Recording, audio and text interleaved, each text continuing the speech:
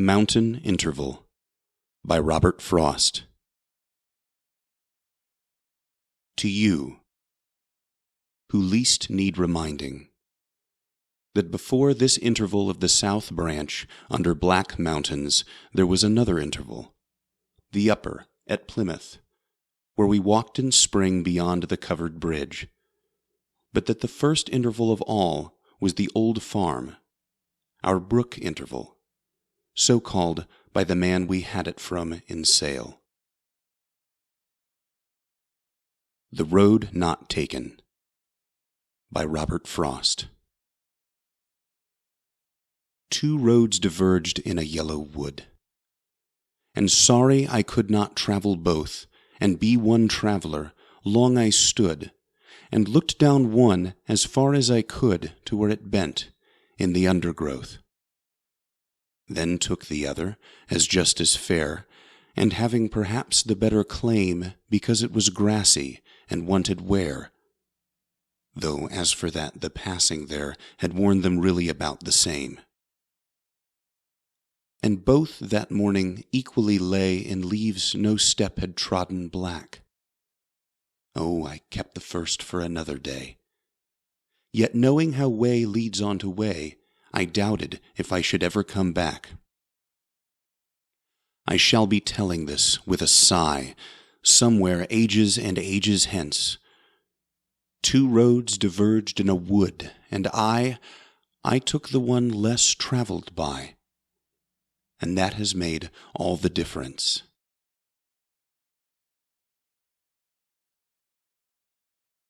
Christmas Trees, A Christmas Circular Letter by Robert Frost.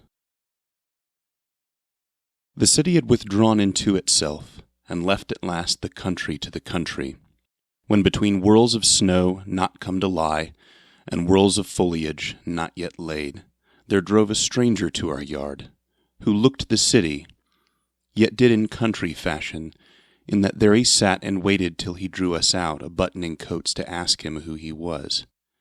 He proved to be the city come again to look for something it had left behind, and could not do without, and keep its Christmas.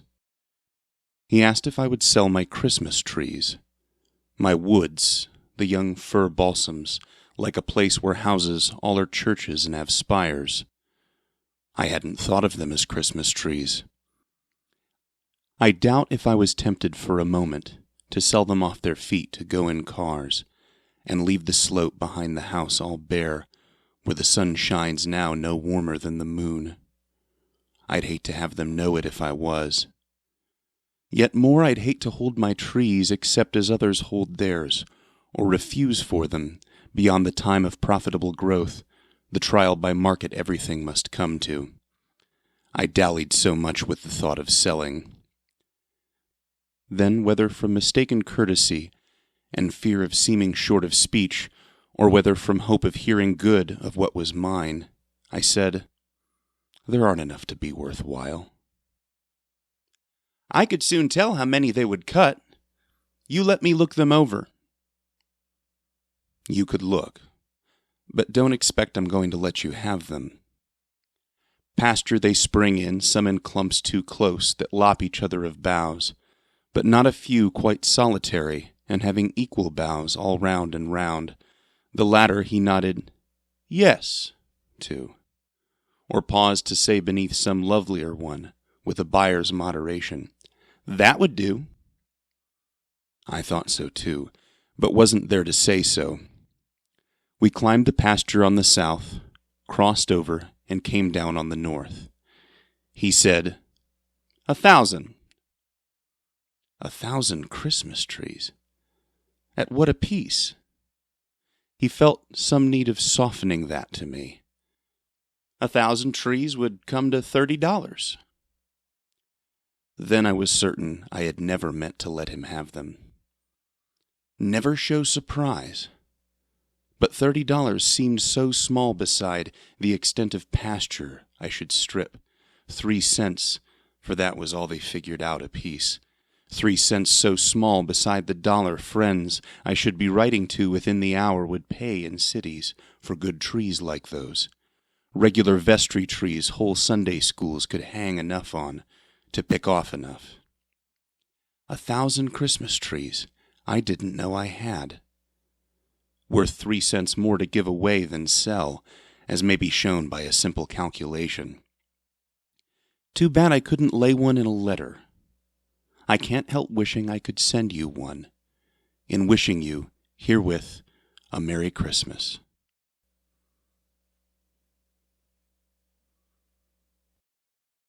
An Old Man's Winter Night by Robert Frost.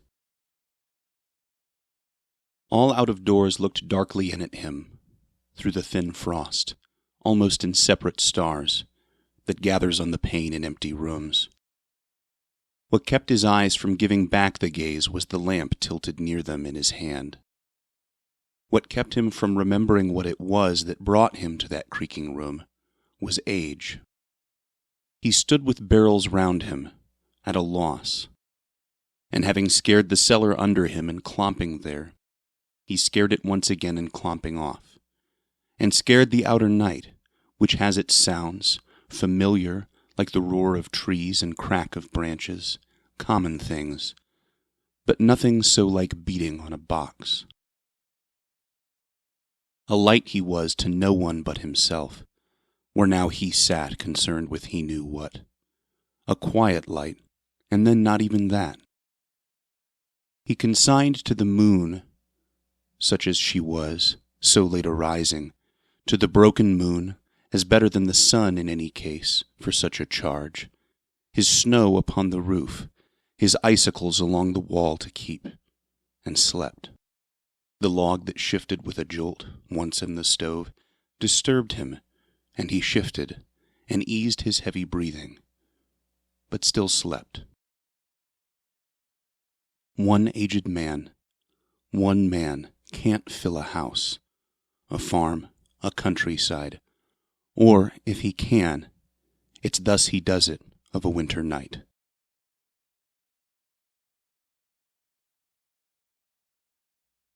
A Patch of Old Snow by Robert Frost. There's a patch of old snow in a corner that I should have guessed was a blow-away paper the rain had brought to rest. It is speckled with grime, as if small print overspread it. The news of a day I've forgotten, if I ever read it. In the Home Stretch by Robert Frost. She stood against the kitchen sink and looked over the sink out through a dusty window at weeds the water from the sink made tall. She wore her cape. Her hat was in her hand. Behind her was confusion in the room, of chairs turned upside down to sit like people in other chairs, and something, come to look, for every room a house has, parlor, bedroom, and dining room, thrown pell-mell in the kitchen. And now and then a smudged infernal face looked in a door behind her and addressed her back. She always answered without turning. "Where will I put this walnut bureau, lady?" "Put it on top of something that's on top of something else," she laughed. "Oh, put it where you can tonight and go. It's almost dark. You must be getting started back to town." Another blackened face thrust in and looked and smiled, and when she did not turn, spoke gently. "What are you seeing out the window, lady?" Never was I beladied so before. Would evidence of having been called lady more than so many times make me a lady in common law, I wonder? But I ask, what are you seeing out the window, lady? What I'll be seeing more of in the years to come is here I stand and go the round of many plates with towels many times. And what is that? You only put me off. Rank weeds that love the water from the dishpan, more than some women like the dishpan, Joe. A little stretch of mowing field for you. Not much of that until I come to woods that end all. and it's scarce enough to call a view." "And yet you think you like it, dear?" "That's what you're so concerned to know. You hope I like it. Bang goes something big away off there upstairs. The very tread of men as great as those is shattering to the frame of such a little house. Once left alone, you and I, dear, will go with softer steps, up and down stairs and through the rooms, and none but sudden winds that snatch them from our hands will ever slam the doors." "I think you see more than you like to own to out that window." "No, for besides the things I tell you of, I only see the years. They come and go in alternation with the weeds, the field, the wood." "What kind of years?" "Why, latter years, different from early years." "I see them too. You didn't count them?" "No, the further off so ran together that I didn't try to. It can scarce be that they would be in number we'd care to know, for we are not young now. And bang goes something else away off there. It sounds as if it were the men went down, and every crash meant one less to return to lighted city streets we too have known, but now are giving up for country darkness." "Come from that window where you see too much for me, and take a livelier view of things from here. They're going. Watch this husky swarming up over the wheel into the sky-high seat, lighting his pipe now, squinting down his nose at the flame burning downward as he sucks it. See how it makes his nose side bright, a proof how dark it's getting. Can you tell what time it is by that? Or by the moon? The new moon. What shoulder did I see her over? Neither. A wire she is of silver, as new as we to everything. Her light won't last us long. It's something, though, to know we're going to have her night after night, and stronger every night to see us through our first 2 weeks. But, Joe, the stove! Before they go, knock on the window. Ask them to help you get it on its feet. We stand here dreaming. Hurry! Call them back! They're not gone yet. We've got to have the stove, whatever else we want for, and a light. Have we a piece of candle if the lamp and oil are buried out of reach? Again the house was full of tramping, and the dark door-filling men burst in and seized the stove. A cannon-mouth-like hole was in the wall, to which they set it true by eye, and then came up the jointed stovepipe in their hands. So much too light and airy for their strength, it almost seemed to come ballooning up, slipping from clumsy clutches toward the ceiling. "A fit," said one, and banged a stovepipe shoulder. "It's good luck when you move in to begin with good luck with your stovepipe. Never mind, it's not so bad in the country settled down when people are getting on in life. You'll like it."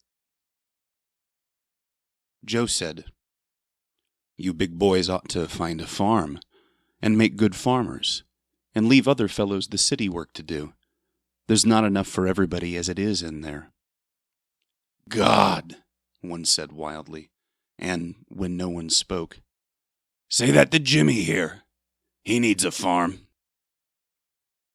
But Jimmy only made his jaw recede fool-like, and rolled his eyes as if to say he saw himself a farmer.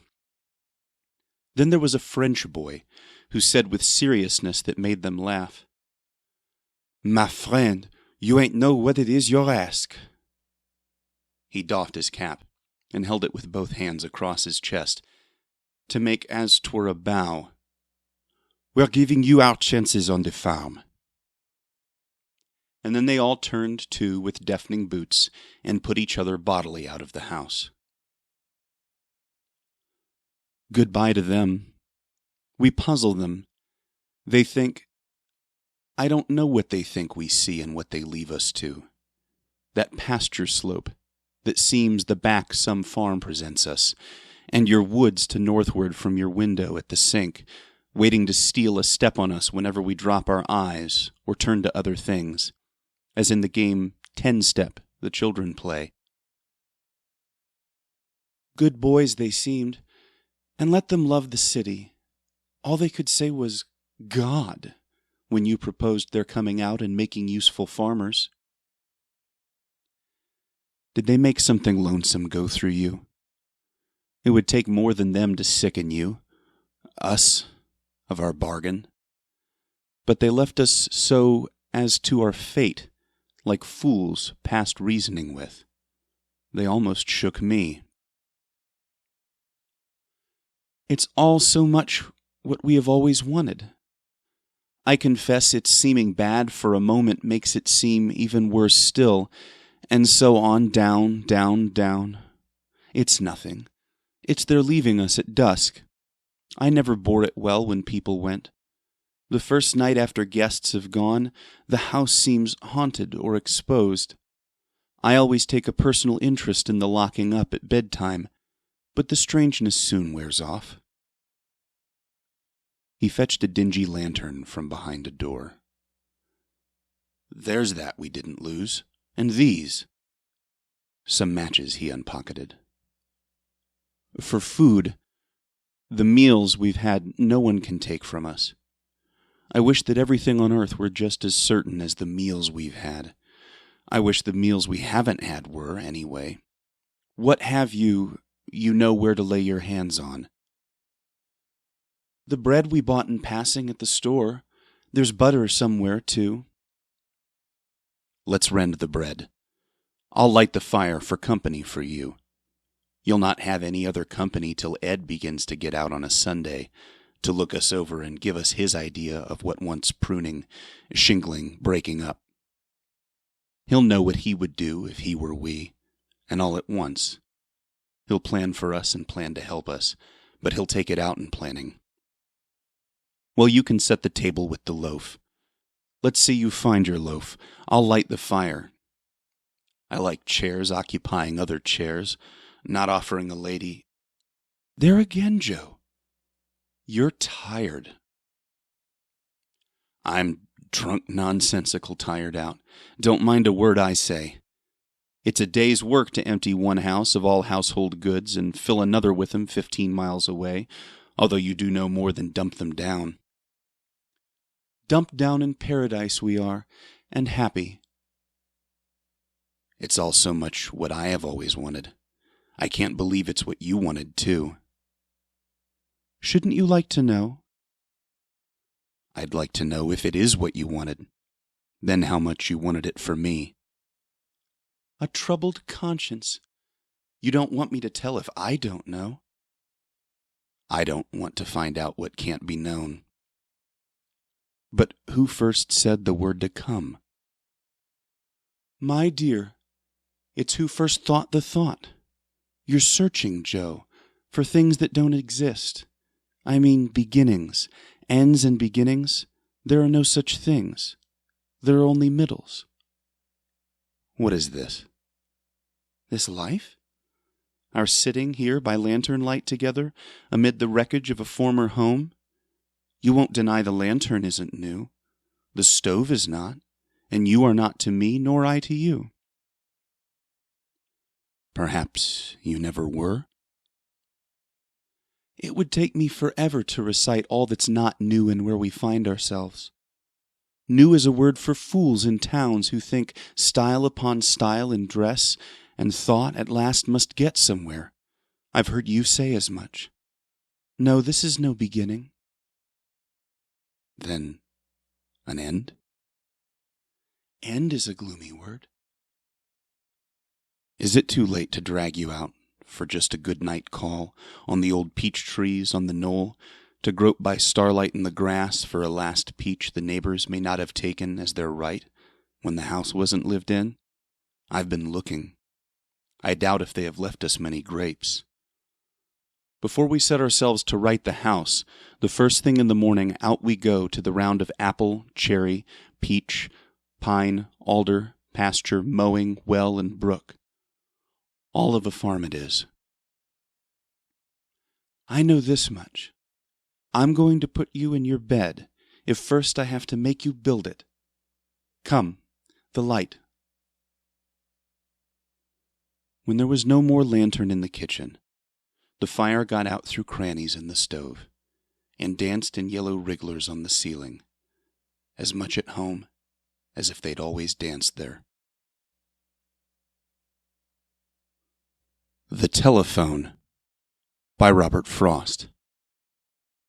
When I was just as far as I could walk from here today, there was an hour, all still, when leaning with my head against a flower, I heard you talk. Don't say I didn't, for I heard you say, you spoke from that flower on the windowsill. Do you remember what it was you said? First tell me what it was you thought you heard. Having found the flower and driven a bee away, I leaned my head, and holding by the stalk, I listened, and I thought I caught the word. What was it? Did you call me by my name? Or did you say, someone said, come? I heard it as I bowed. I may have thought as much, but not aloud. Well, so I came.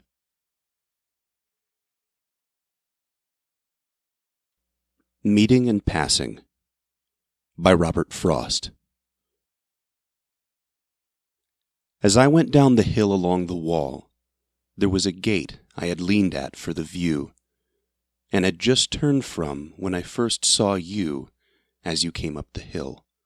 We met, but all we did that day was mingle great and small footprints in summer dust, as if we drew the figure of our being less than two, but more than one as yet.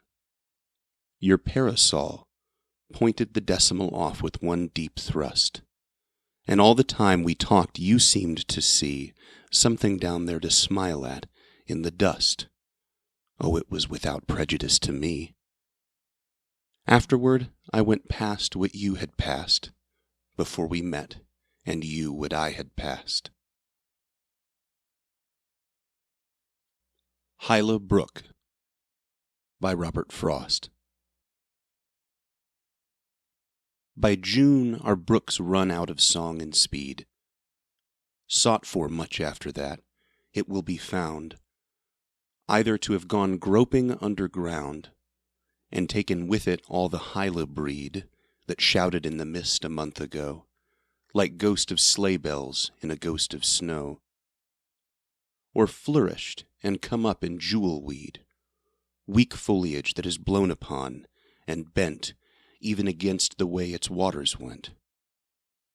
Its bed is left a faded paper sheet of dead leaves stuck together by the heat, a brook to none but who remember long. This, as it will be seen, is other far than with brooks taken otherwhere in song. We love the things we love for what they are. End of poem. The Oven Bird by Robert Frost. There is a singer everyone has heard, loud, a midsummer and a midwood bird, who makes the solid tree trunks sound again. He says that leaves are old, and that for flowers, midsummer is to spring as 1 to 10. He says the early petal fall is past, when pear and cherry bloom went down in showers, on sunny days a moment overcast. And comes that other fall, we name the fall. He says the highway dust is over all. The bird would cease, and be as other birds, but that he knows in singing not to sing. The question that he frames in all but words is what to make of a diminished thing. End of poem. Bond and Free by Robert Frost. Love has earth to which she clings, with hills and circling arms about, wall within wall to shut fear out. But thought has need of no such things, for thought has a pair of dauntless wings. On snow and sand and turf I see where love has left a printed trace, with straining in the world's embrace. And such is love, and glad to be. But thought has shaken his ankles free. Thought cleaves the interstellar gloom, and sits in serious disk all night, till day makes him retrace his flight, with smell of burning on every plume, back past the sun to an earthly room. His gains in heaven are what they are, yet some say love, by being thrall, and simply staying, possesses all in several beauty that thought fares far, to find fused in another star. End of poem. Birches by Robert Frost. When I see birches bend to left and right, across the lines of straighter, darker trees, I like to think some boy's been swinging them. But swinging doesn't bend them down to stay. Ice storms do that. Often you must have seen them, loaded with ice a sunny winter morning. After a rain, they click upon themselves as the breeze rises, and turn many-colored as the stir cracks and crazes their enamel. Soon the sun's warmth makes them shed crystal shells, shattering and avalanching on the snow crust, such heaps of broken glass to sweep away you'd think the inner dome of heaven had fallen. They are dragged to the withered bracken by the load, and they seem not to break, though once they are bowed, so low for long, they never right themselves. You may see their trunks arching in the woods, years afterwards, trailing their leaves on the ground, like girls on hands and knees that throw their hair before them over their heads to dry in the sun. But I was going to say, when Truth broke in, with all her matter-of-fact about the ice storm, now am I free to be poetical? I should prefer to have some boy bend them, as he went out and in to fetch the cows, some boy too far from town to learn baseball, whose only play was what he found himself, summer or winter, and could play alone. One by one, he subdued his father's trees by riding them down over and over again, until he took the stiffness out of them. And not one but hung limp, not one was left for him to conquer. He learned all there was to learn about not launching out too soon, and so not carrying the tree away, clear to the ground. He always kept his poise, to the top branches, climbing carefully, with the same pains you use to fill a cup, up to the brim and even above the brim. Then he flung outward, feet first, with a swish, kicking his way down through the air to the ground. So was I once myself a swinger of birches, and so I dream of going back to be. It's when I'm weary of considerations, and life is too much like a pathless wood, where your face burns and tickles with the cobwebs broken across it, and one eye is weeping from a twig's having lashed across it open.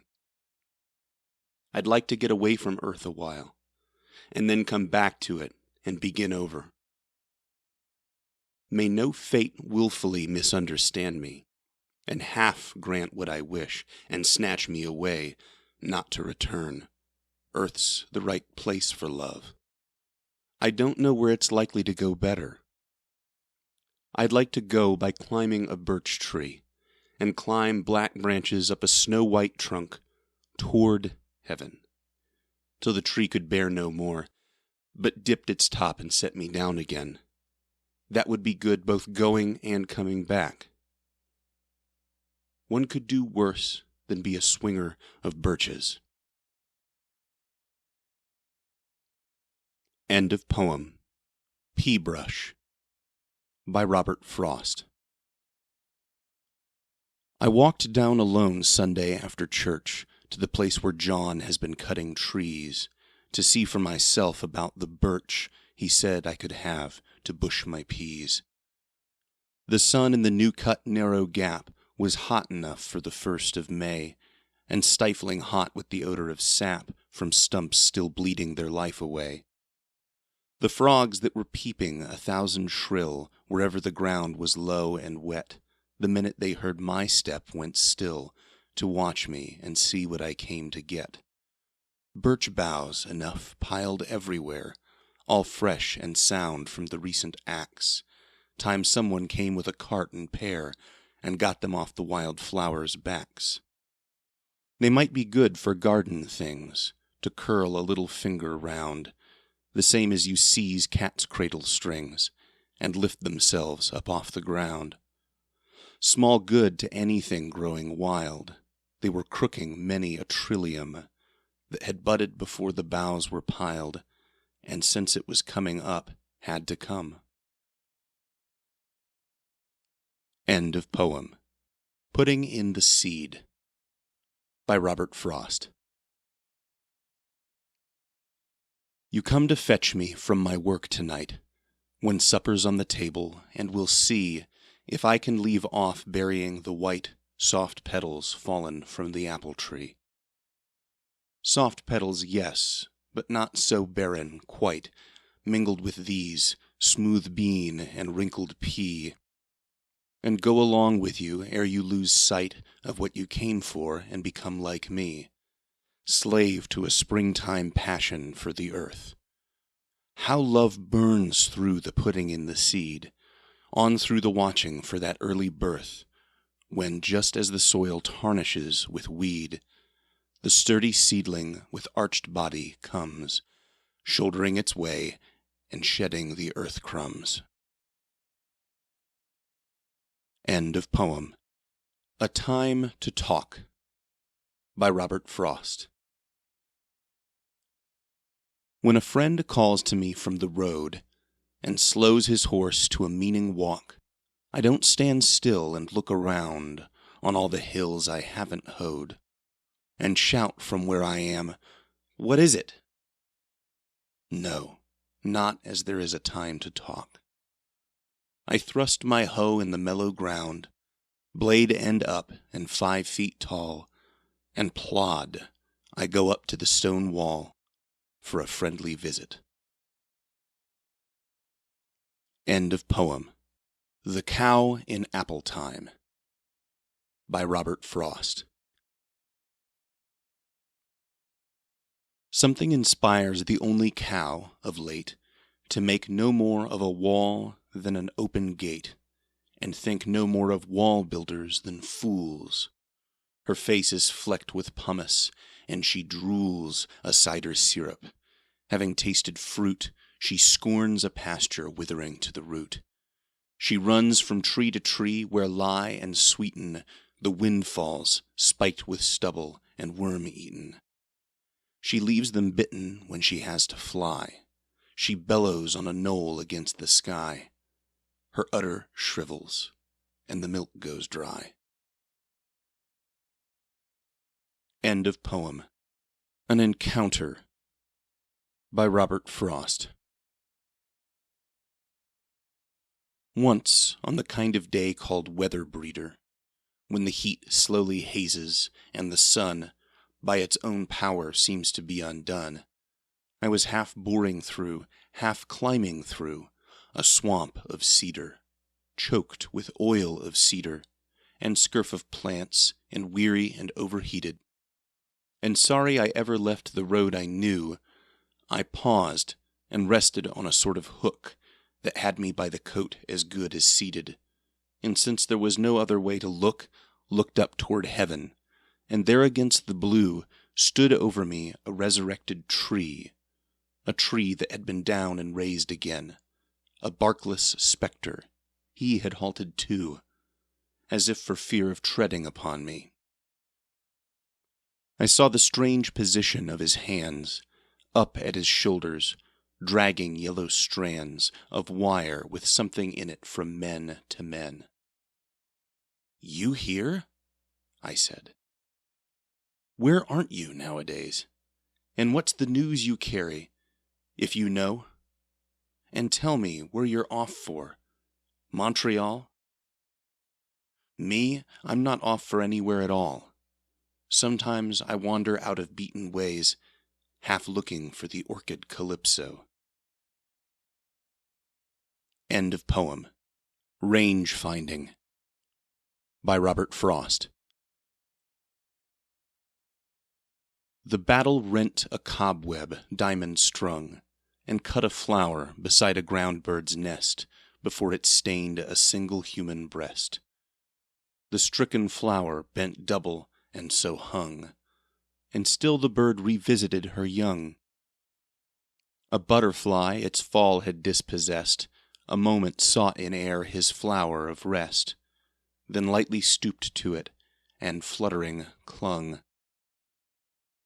On the bare upland pasture there had spread, o'ernight, 'twixt mullein stalks, a wheel of thread, and straining cables wet with silver dew. A sudden passing bullet shook it dry. The indwelling spider ran to greet the fly, but finding nothing, sullenly withdrew. End of poem. The Hill Wife by Robert Frost. Loneliness. Her word. One ought not to have to care, so much as you and I care when the birds come round the house to seem to say good-bye, or care so much when they come back with whatever it is they sing, the truth being we are as much too glad for the one thing as we are too sad for the other here, with birds that fill their breasts, but with each other and themselves, and their built or driven nests. House Fear. Always, I tell you this they learned, always at night when they returned to the lonely house from far away, to lamps unlighted and fire gone gray, they learned to rattle the lock and key, to give whatever might chance to be warning and time to be off in flight. And preferring the out to the indoor night, they learned to leave the house door wide until they had lit the lamp inside. The Smile. Her word. I didn't like the way he went away. That smile, it never came of being gay.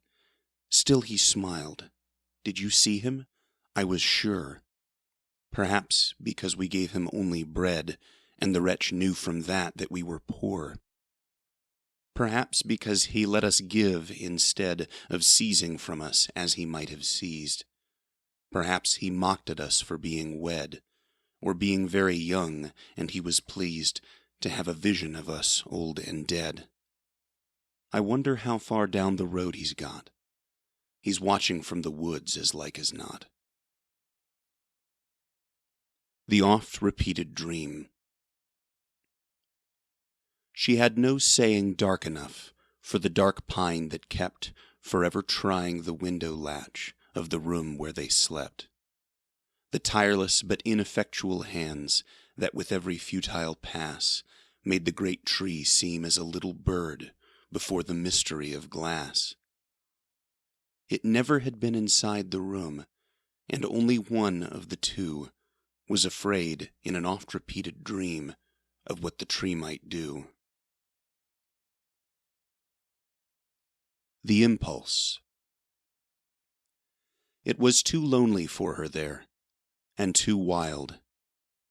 And since there were but two of them, and no child, and work was little in the house, she was free, and followed where he furrowed field or felled tree. She rested on a log and tossed the fresh chips, with a song only to herself on her lips. And once she went to break a bough of black alder. She strayed so far she scarcely heard when he called her, and didn't answer, didn't speak or return. She stood, and then she ran and hid in the fern. He never found her, though he looked everywhere, and he asked at her mother's house, was she there? Sudden and swift and light as that, the ties gave, and he learned of finalities besides the grave. End of poem. The Bonfire by Robert Frost. Oh, let's go up the hill and scare ourselves, as reckless as the best of them tonight, by setting fire to all the brush we piled with pitchy hands to wait for rain or snow. Oh, let's not wait for rain to make it safe. The pile is ours. We dragged it bough on bough down dark converging paths between the pines. Let's not care what we do with it tonight. Divide it? No, but burn it as one pile, the way we piled it. And let's be the talk of people brought to windows by a light, thrown from somewhere against their wallpaper. Rouse them all, both the free and not so free, with saying what they'd like to do to us, for what they'd better wait till we have done. Let's all but bring to life this old volcano, if that is what the mountain ever was, and scare ourselves. Let wildfire loose we will. And scare you too? The children said together. Why wouldn't it scare me to have a fire begin and smudge with ropey smoke, and know that still, if I repent, I may recall it, but in a moment not, a little spurt of burning fatness, and then nothing but the fire itself can put it out, and that by burning out, and before it burns out, it will have roared first and mixed sparks with stars, and sweeping round it with a flaming sword made the dim trees stand back in wider circle. Done so much, and I know not how much more. I mean, it shall not do if I can bind it. Well, if it doesn't, with its draught bring on a wind to blow in earnest from some quarter, as once it did with me upon an April. The breezes were so spent with winter blowing they seemed to fail the bluebirds under them. Short of the perch their languid flight was toward, and my flame made a pinnacle to heaven, as I walked once round it in possession. But the wind out of doors, you know the saying. There came a gust. You used to think the trees made wind by fanning, since you never knew it blow but that you saw the trees in motion. Something or someone watching made that gust. It put the flame tip down and dabbed the grass of overwinter with the least tip touch your tongue gives salt or sugar in your hand. The place it reached to blackened instantly. The black was all there was by daylight, that and the merest curl of cigarette smoke, and a flame slender as the hepaticas, bloodroot, and violets so soon to be now. But the black spread like black death on the ground, and I think the sky darkened with a cloud, like winter and evening coming on together. There were enough things to be thought of then. Where the field stretches toward the north, and setting sun to Hyla Brook, I gave it to flames without twice thinking. Where it verges upon the road, to flames too, though in fear they might find fuel there in withered brake, grass its full length, old silver goldenrod, and alder and grapevine entanglement, to leap the dusty deadline. For my own I took what front there was beside. I knelt and thrust hands in and held my face away. Fight such a fire by rubbing, not by beating. A board is the best weapon if you have it. I had my coat. And oh, I knew, and said out loud I couldn't bide the smother and heat so close in. But the thought of all the woods in town on fire by me, and all the town turned out to fight for me, that held me. I trusted the brook barrier, but feared the road would fail, and on that side the fire died not without a noise of crackling wood, of something more than tinder grass and weed that brought me to my feet to hold it back, by leaning back myself, as if the reins were round my neck and I was at the plough. I won, but I'm sure no one ever spread another color over 1/10 the space that I spread coal black over in the time it took me. Neighbors coming home from town couldn't believe that so much black had come there while they had backs turned, that it hadn't been there when they had passed an hour or so before, going the other way and they not seen it. They looked about for someone to have done it, but there was no one. I was somewhere wondering where all my weariness had gone and why I walked so light on air in heavy shoes, in spite of a scorched 4th of July feeling. Why wouldn't I be scared, remembering that? If it scares you, what will it do to us? Scare you. But if you shrink from being scared, what would you say to war if it should come? That's what for reasons I should like to know, if you can comfort me by any answer. Oh, but war's not for children, it's for men. Now we are digging almost down to China. My dears, you thought that. We all thought it.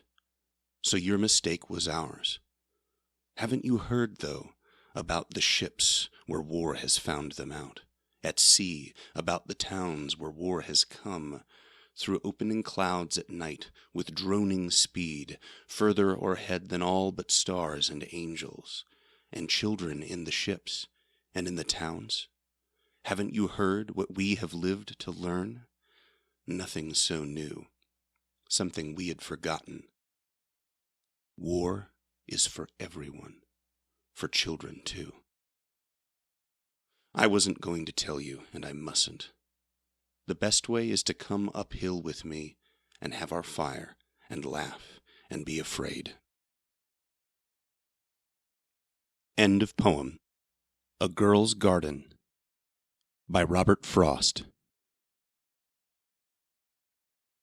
A neighbor of mine in the village likes to tell how one spring, when she was a girl on the farm, she did a childlike thing. One day she asked her father to give her a garden plot, to plant and tend and reap herself, and he said, "Why not?" In casting about for a corner, he thought of an idle bit of walled-off ground where a shop had stood, and he said, "Just it." And he said, "That ought to make you an ideal one-girl farm, and give you a chance to put some strength on your Slim Jim arm." It was not enough of a garden, her father said, to plow, so she had to work it all by hand, but she don't mind now. She wheeled the dung in the wheelbarrow along a stretch of road, but she always ran away and left her not nice load, and hid from anyone passing, and then she begged the seed. She says she thinks she planted one of all things but weed. A hill each of potatoes, radishes, lettuce, peas, tomatoes, beets, beans, pumpkins, corn, and even fruit trees. And yes, she has long mistrusted that a cider apple tree in bearing there today is hers, or at least may be. Her crop was a miscellany, when all was said and done, a little bit of everything, a great deal of none. Now, when she sees in the village how village things go, just when it seems to come in right, she says, "I know. It's as when I was a farmer." Oh, never by way of advice. And she never sins by telling the tale to the same person twice. End of poem. The Exposed Nest by Robert Frost. You were forever finding some new play. So when I saw you down on hands and knees in the meadow, busy with the new cut hay, trying, I thought, to set it up on end, I went to show you how to make it stay, if that was your idea, against the breeze, and if you asked me, even help pretend to make it root again and grow afresh. But 'twas no make-believe with you today, nor was the grass itself your real concern, though I found your hand full of wilted fern, steel-bright June grass, and blackening heads of clover. 'Twas a nest full of young birds on the ground the cutter bar had just gone champing over, miraculously without tasting flesh, and left defenseless to the heat and light. You wanted to restore them to their right, of something interposed between their sight and too much world at once could means be found. The way the nest full, every time we stirred, stood up to us as to a mother bird whose coming home has been too long deferred, made me ask, would the mother bird return and care for them in such a change of scene, and might our meddling make her more afraid? That was a thing we could not wait to learn.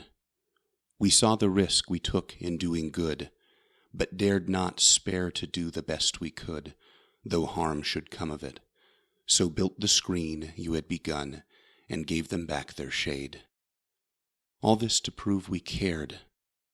Why is there then no more to tell? We turn to other things. I haven't any memory. Have you? Of ever coming to the place again, to see if the birds lived the first night through, and so at last to learn to use their wings. End of poem. Out, Out, by Robert Frost. The buzzsaw snarled and rattled in the yard, and made dust and dropped stove-length sticks of wood, sweet-scented stuff when the breeze drew across it. And from there those that lifted eyes could count 5 mountain ranges, one behind the other, under the sunset far into Vermont. And the saw snarled and rattled as it ran light or had to bear a load. And nothing happened. Day was all but done. Call it a day, I wish they might have said, to please the boy by giving him the half-hour that a boy counts so much when saved from work. His sister stood beside them in her apron to tell them, supper. At the word, the saw, as if to prove saws knew what supper meant, leaped out at the boy's hand, or seemed to leap. He must have given the hand. However it was, neither refused the meeting, but the hand. The boy's first outcry was a rueful laugh as he swung toward them, holding up the hand, half in appeal, but half as if to keep the life from spilling. Then the boy saw all.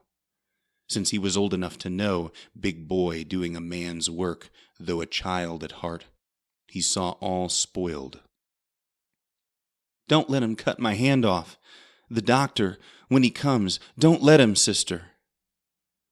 So. But the hand was gone already. The doctor put him in the dark of ether. He lay and puffed his lips out with his breath, and then the watcher at his pulse took fright. No one believed. They listened at his heart. Little. Less. Nothing. And that ended it. No more to build on there. And they, since they were not the one dead, turned to their affairs. End of poem. Brown's Descent, or The Willy-Nilly Slide, by Robert Frost. Brown lived at such a lofty farm that everyone for miles could see his lantern when he did his chores in winter after 3:30. And many must have seen him make his wild descent from there one night, cross lots, cross walls, cross everything, describing rings of lantern light. Between the house and barn the gale got him by something he had on, and blew him out on the icy crust that cased the world, and he was gone. Walls were all buried, trees were few. He saw no stay unless he stove a hole in somewhere with his heel.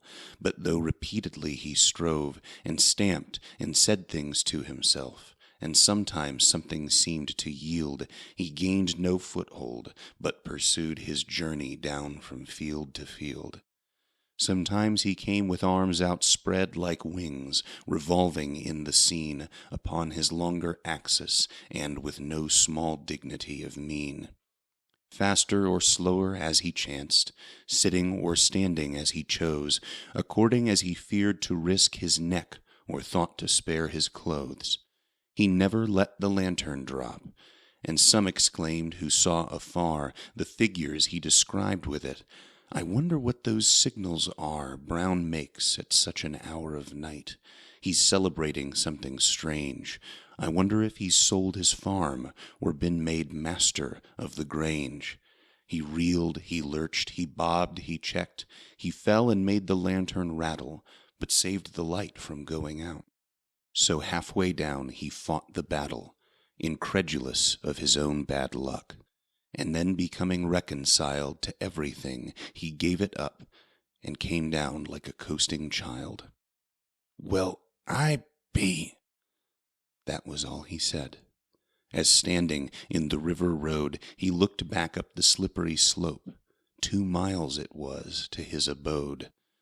Sometimes, as an authority on motor cars, I'm asked if I should say our stock was petered out, and this is my sincere reply. Yankees are what they always were. Don't think Brown ever gave up hope of getting home again because he couldn't climb that slippery slope, or even thought of standing there until the January thaw should take the polish off the crust.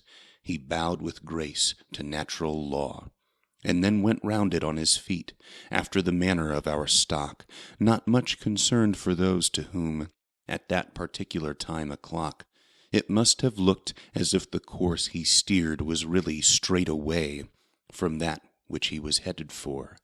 Not much concerned for them, I'd say. No more so than became a man, and politician, at odd seasons. I've kept Brown standing in the cold while I invested him with reasons.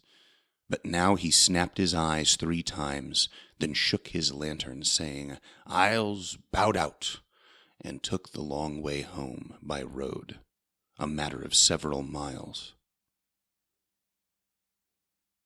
End of poem. The Gum Gatherer by Robert Frost. There overtook me and drew me in to his downhill early morning stride, and set me 5 miles on my road better than if he had had me ride, a man with a swinging bag for load, and half the bag wound round his hand. We talked like barking above the din of water we walked along beside, and for my telling him where I'd been, and where I lived in mountain land to be coming home the way I was, he told me a little about himself. He came from higher up in the pass, where the grist of the new beginning brooks is blocks split off the mountain mass, and hopeless grist enough it looks, ever to grind to soil for grass. The way it is will do for moss. There he had built his stolen shack. It had to be a stolen shack, because of the fears of fire and loss that trouble the sleep of lumber folk. Visions of half the world burned black, and the sun shrunken yellow in smoke. We know who, when they come to town, bring berries under the wagon seat, or a basket of eggs between their feet. What this man brought in a cotton sack was gum, the gum of the mountain spruce. He showed me lumps of the scented stuff, like uncut jewels, dull and rough. It comes to market golden brown, but turns to pink between the teeth. I told him this is a pleasant life, to set your breast to the bark of trees that all your days are dim beneath, and reaching up with a little knife to loose the resin and take it down, and bring it to market when you please. End of poem. The Line Gang by Robert Frost. Here come the line gang pioneering by. They throw a forest down less cut than broken. They plant dead trees for living, and the dead they string together with a living thread. They string an instrument against the sky, wherein words, whether beaten out or spoken, will run as hushed as when they were a thought. But in no hush they string it. They go past with shouts afar to pull the cable taut, to hold it hard until they make it fast, to ease away. They have it. With a laugh, an oath of towns that set the wild at naught. They bring the telephone and telegraph. End of poem.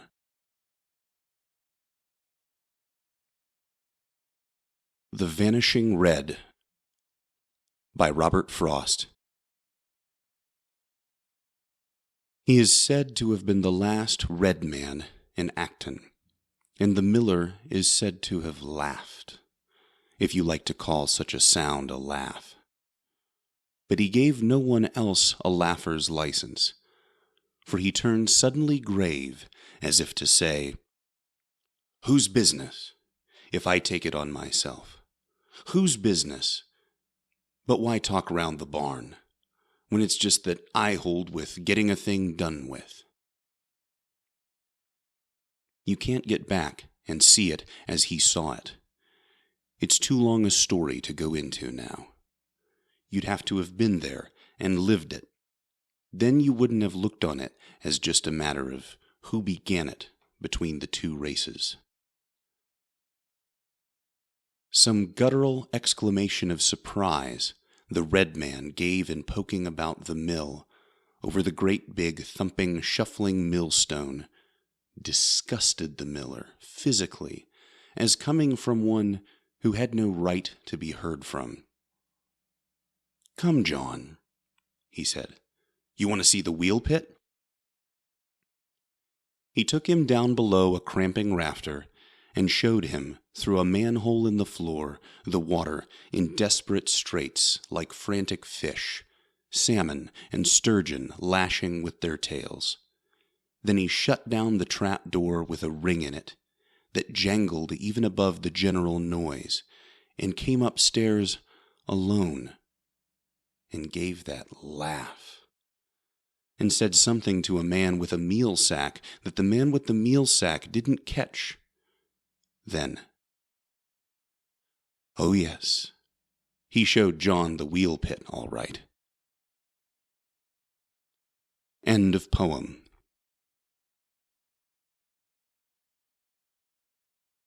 Snow by Robert Frost. The three stood listening to a fresh access of wind that caught against the house a moment, gulped snow, and then blew free again. The Coles dressed, but disheveled from some hours of sleep, Meserve belittled in the great skin coat he wore. Meserve was the first to speak. He pointed backward over his shoulder with his pipe stem, saying, "You can just see it glancing off the roof, making a great scroll upward toward the sky, long enough for recording all our names on. I think I'll just call up my wife and tell her I'm here, so far, and starting on again. I'll call her softly, so that if she's wise and gone to sleep, she needn't wake to answer." 3 times he barely stirred the bell, then listened. "Why, still up? I'm at Coles. I'm late. I called you up to say good night from here before I went to say good morning there." "I thought I would." "I know, but I know." "I could, but what's the sense? The rest won't be so bad." "Give me an hour for it." Ho, 3 hours to here, but that was all uphill, the rest is down." "Why, no, not a wallow. They kept their heads and took their time to it, like darlings, both of them.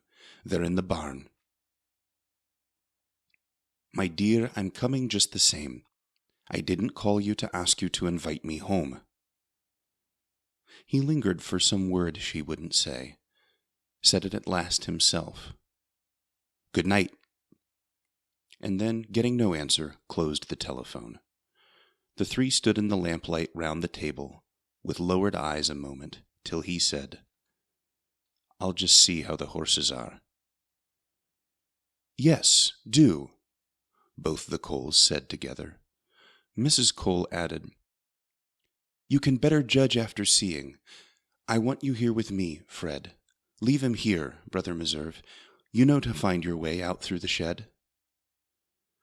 I guess I know my way. I guess I know where I can find my name carved in the shed to tell me who I am, if it don't tell me where I am. I used to play... You tend your horses and come back. Fred Cole, you're going to let him. Well, aren't you? How can you help yourself? I called him brother. Why did I call him that? It's right enough. That's all you ever heard him called round here. He seems to have lost off his Christian name. Christian enough I should call that myself. He took no notice, did he? Well, at least I didn't use it out of love of him, the dear knows. I detest the thought of him with his 10 children under 10 years old. I hate his wretched little racker sect. All's I ever heard of it, which isn't much, but that's not saying... Look, Fred Cole, it's 12, isn't it now? He's been here half an hour. He says he left the village store at 9, 3 hours to do 4 miles. A mile an hour or not much better. Why, it doesn't seem as if a man could move that slow and move.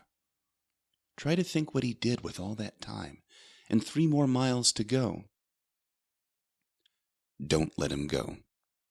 Stick to him, Helen. Make him answer you. That sort of man talks straight on all his life, from the last thing he said himself, stone deaf to anything anyone else may say. I should have thought, though, you could make him hear you. What is he doing out a night like this? Why can't he stay at home? He had to preach. It's no night to be out. He may be small, he may be good, but one thing's sure, he's tough. And strong of stale tobacco. He'll pull through. You only say so. Not another house or shelter to put into from this place to theirs. I'm going to call his wife again.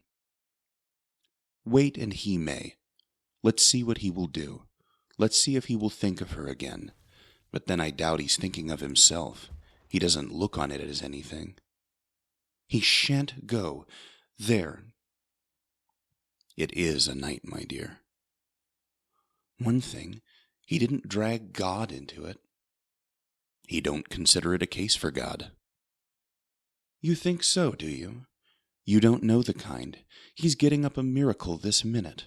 Privately, to himself, right now, he's thinking he'll make a case of it if he succeeds, but keep still if he fails. Keep still all over. He'll be dead. Dead and buried. Such a trouble. Not but I've every reason not to care what happens to him, if it only takes some of the sanctimonious conceit out of one of those pious scalawags. Nonsense to that. You want to see him safe. You like the runt. Don't you, a little? Well, I don't like what he's doing, which is what you like, and like him for. Oh, yes, you do. You like your fun as well as anyone, only you women have to put these airs on to impress men. You've got us so ashamed of being men, we can't look at a good fight between 2 boys and not feel bound to stop it. Let the man freeze an ear or 2, I say. He's here. I leave him all to you. Go in and save his life. All right, come in, Meserve. Sit down, sit down. How did you find the horses? Fine. And ready for some more? My wife here says it won't do. You've got to give it up. Won't you, to please me? Please. If I say please. Mr. Meserve, I'll leave it to your wife. What did your wife say on the telephone? Meserve seemed to heed nothing but the lamp, or something not far from it on the table. By straightening out and lifting a forefinger, he pointed with his hand from where it lay, like a white crumpled spider, on his knee. That leaf there, in your open book, it moved just then, I thought. It stood erect like that, there on the table, ever since I came, trying to turn itself backward or forward. I've had my eye on it to make out which. If forward, then it's with a friend's impatience. You see, I know. To get you on to things, it wants to see how you will take. If backward, it's from regret for something you have passed and failed to see the good of. Never mind. Things must expect to come in front of us a many times. I don't say just how many. That varies with the things, before we see them. One of the lies would make it out that nothing ever presents itself before us twice. Where would we be at last if that were so? Our very life depends on everything's recurring till we answer from within. The 1000th time may prove the charm. That leaf, it can't turn either way. It needs the wind's help. But the wind didn't move it, if it moved. It moved itself. The wind's at naught in here.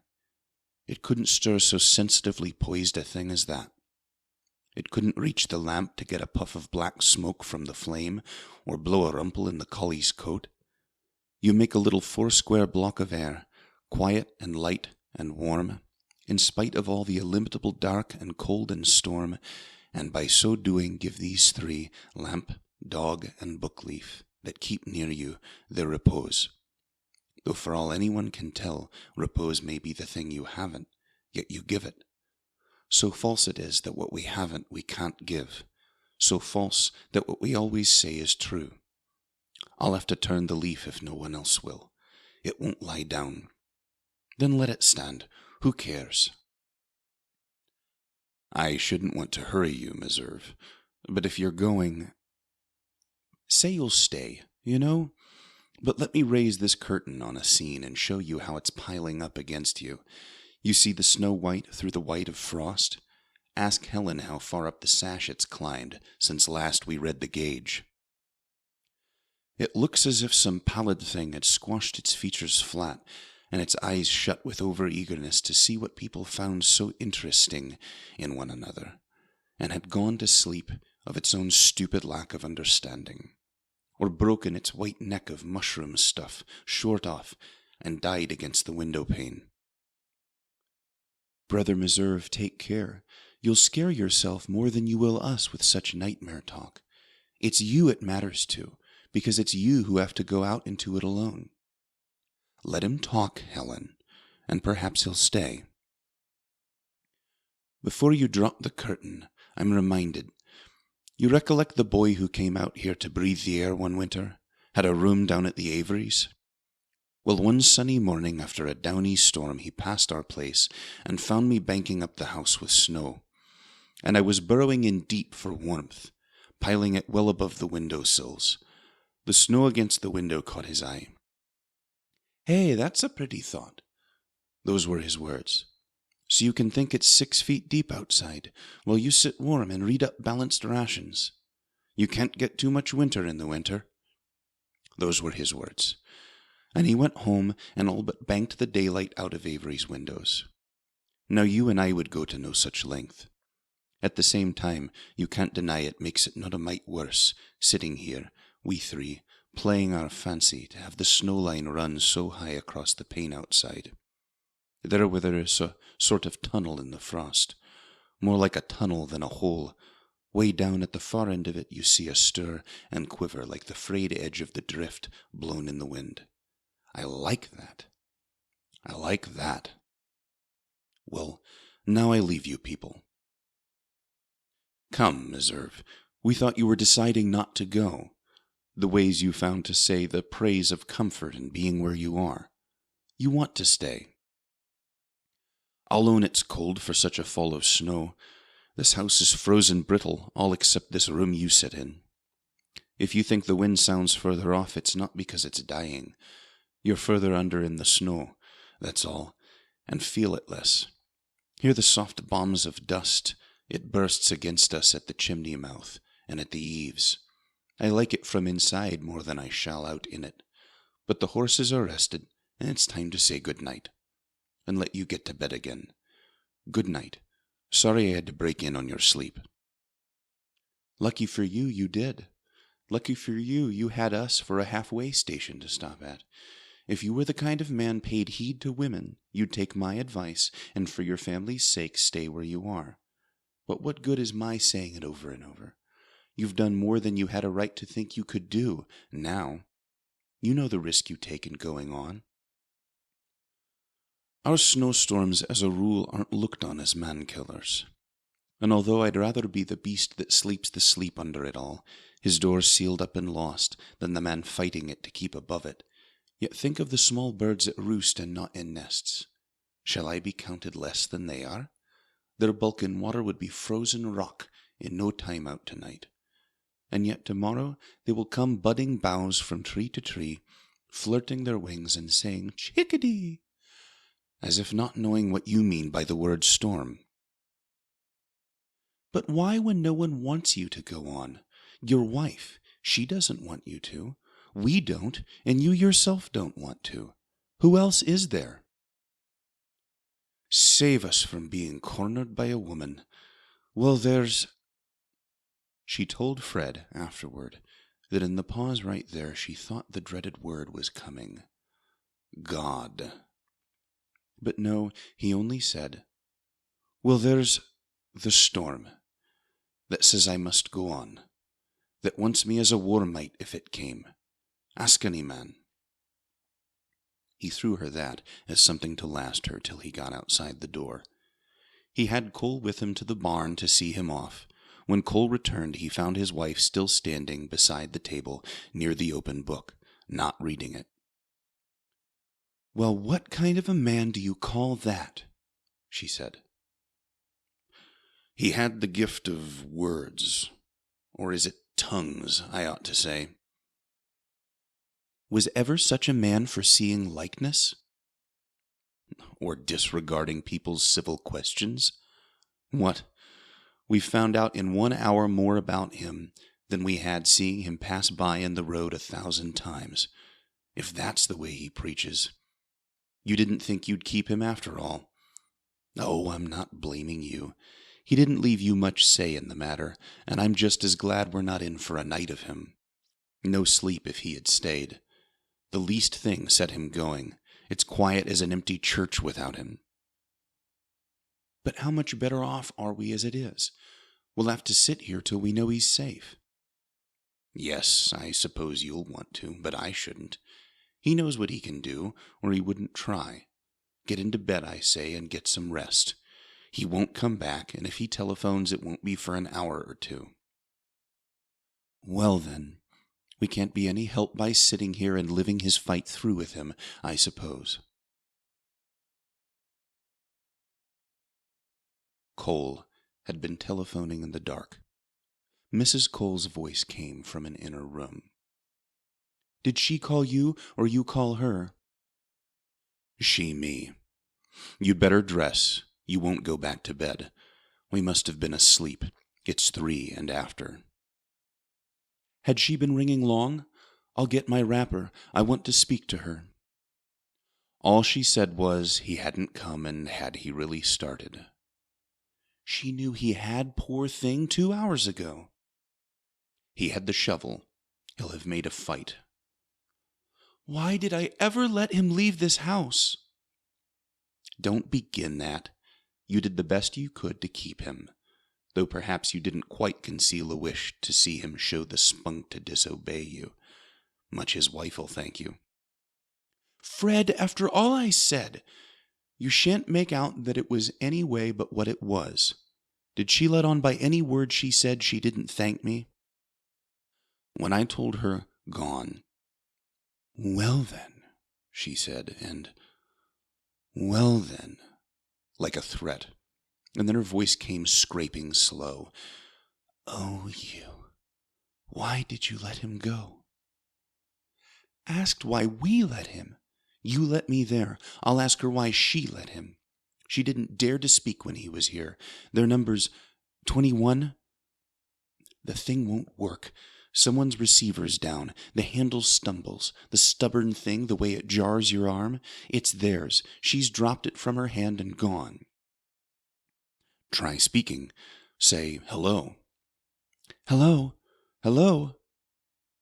What do you hear? I hear an empty room. You know, it sounds that way. And yes, I think I hear a clock. And windows rattling. No step, though. If she's there, she's sitting down. Shout. She may hear you. Shouting is no good. Keep speaking, then. Hello. Hello. Hello. You don't suppose... She wouldn't go out of doors. I'm half afraid that's just what she might do. And leave the children? Wait and call again. You can't hear whether she has left the door wide open, and the wind's blown out the lamp, and the fire's died, and the room's dark and cold? One of two things. Either she's gone to bed or gone out of doors. In which case, both are lost. Do you know what she's like? Have you ever met her? It's strange she doesn't want to speak to us. Fred, see if you can hear what I hear. Come. A clock, maybe? Don't you hear something else? Not talking. No. Why, yes, I hear... What is it? What do you say it is? A baby's crying. Frantic it sounds, though muffled and far off. Its mother wouldn't let it cry like that, not if she's there. What do you make of it? There's only one thing possible to make. That is, assuming that she has gone out. Of course she hasn't, though. They both sat down, helpless. There's nothing we can do till morning. Fred, I shan't let you think of going out. Hold on.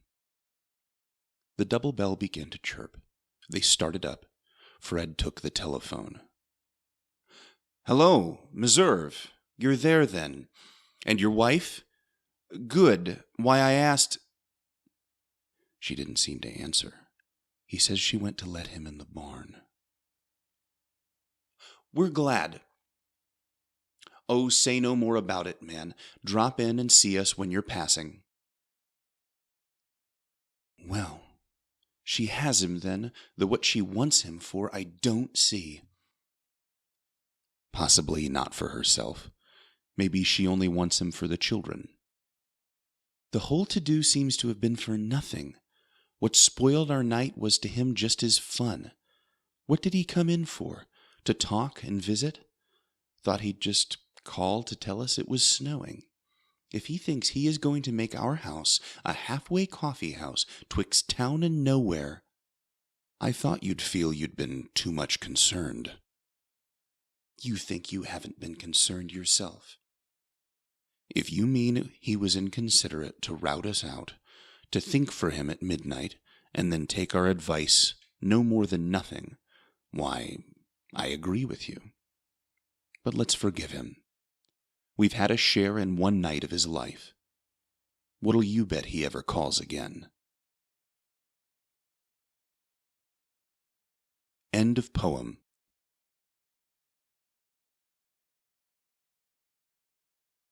The Sound of the Trees by Robert Frost.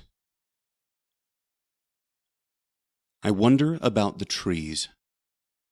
Why do we wish to bear forever the noise of these more than another noise so close to our dwelling place? We suffer them by the day till we lose all measure of pace and fixity in our joys and acquire a listening air.